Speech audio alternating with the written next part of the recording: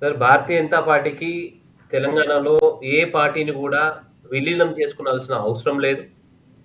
భారతీయ జనతా పార్టీకి స్వశక్తి మీద విశ్వాసం ఉన్నది.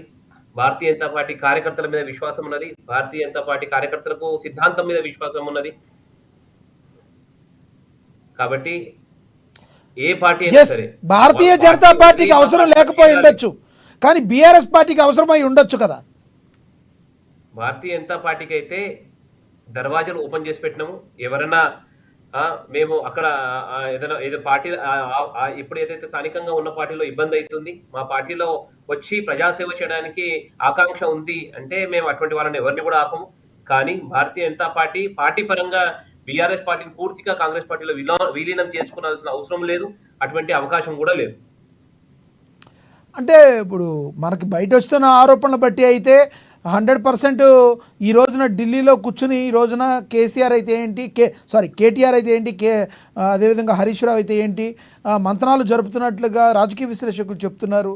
మరి అందులో మీ యొక్క బీజేపీ పార్టీ కానీ బీఆర్ఎస్ పార్టీ కానీ బాహాటంగా పెద్దగా విమర్శలు చేసుకున్న దాఖలాలు కూడా గడిచిన 4-5 నెలల్లో లేవు.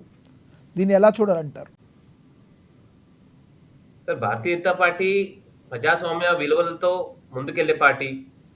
మా దగ్గర ఎవరైనా వచ్చి మా పార్టీలో చేరాలి అనుకుంటే వాళ్ళకి ప్రజాసేవ నిమిత్తం ఆకాంక్ష ఉంటే మేము చేర్చుకుంటాం. అంతేగాని మేము ఎప్పుడు కూడా కేసీఆర్ గాని ఆయన చేసిన అవినీతుల విషయంలో ఎప్పుడు కూడా కాంప్రమైజ్ కాలేదు. ఆయన చేసిన 10 సంవత్సరాల పాలనలో ఎప్పుడెప్పుడు అవకాశం దొరికినప్పుడల్లా మా నాయకత్వం కూడా ప్రశ్నించింది. ఆయన నాయకత్వం స్పష్టంగా వారు చేసిన అవినీతిని ఖండిస్తూ ఎప్పుడు కూడా ఒక అడుగు వెనుకకేయకుండా మాట్లాడే క్రమంలో ముందుకు పోయింది. కానీ ఎప్పుడు కూడా భారతీయ జనతా పార్టీ తెలంగాణలో కేసీఆర్ ఆయన ప్రభుత్వం చేసిన అవినీతిని ఎప్పుడు కూడా ప్రోత్సహించలేదు. ఒకటి. రెండోది మీరు అన్నట్టు ఢిల్లీలో హరీష్ రావు కానివ్వండి, కేసీఆర్ కానివ్వండి, కేంద్ర నేతృత్వం పెడుతున్నారంటే అయిండొచ్చు కాక వారి వ్యక్తిగత అవసరాల కోసం వాళ్ళు పోయి కేంద్ర నేతృత్వంతో మాట్లాడితే వాళ్ళ వ్యక్తిగత అవసరాలు తీర్చుకోవడానికి ఏమైనా మాట్లాడుతుండొచ్చు.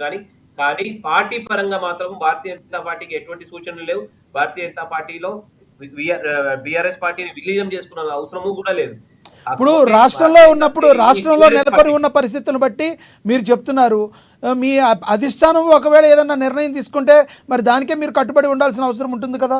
అప్పుడు ఎలా మాట్లాడతారు మీరు? అంటే భారతీయ జనతా పార్టీ కేంద్ర నేతృత్వం కనుసైగలో పనిచేసే ఒక పార్టీ. కేంద్రం ఏది నిర్ణయం చేస్తే అది రాష్ట్రంలో ఉన్న నేతృత్వానికి శిరోధార్యం. దాంట్లో ఎటువంటి రెండో మాట లేదు. కాకపోతే టిఆర్ఎస్ పార్టీ యొక్క ప్రీవియస్ ట్రాక్ రికార్డ్ చూస్తే ఎన్నో సందర్భాలలో ఈ రకంగా ఢిల్లీకి పోవాలి, జాతీయ స్థాయిలో ఉన్న నేతృత్వంతో మాట్లాడాలి, అవకాశం ఉన్నప్పుడు చేతులు పట్టుకోవాలి, అవకాశం కన్నా ముందు కాలు పట్టుకోవాలి, అవకాశం తిరిగిన తర్వాత గొంతు పట్టుకునే ఒక ప్రవృత్తి కలిగిన పార్టీ టిఆర్ఎస్ పార్టీ. టిఆర్ఎస్ ఆవిర్భవించిన తర్వాత మనం అందరూ స్పష్టంగా చూసినాము. కాంగ్రెస్ పార్టీలోనే టిఆర్ఎస్ పార్టీని విలీనం చేద్దాము అని ఒక వినికిడీలు వినబడ్డాయి. ఢిల్లీకి పోయినವರು టిఆర్ఎస్ పార్టీకి సంబంధించిన అధినేత పూర్తి కుటుంబాన్ని తీసుకుపోయి సోనియా గాంధీతో గ్రూప్ ఫోటో దిగినారు. అది అప్పుడు కదండి.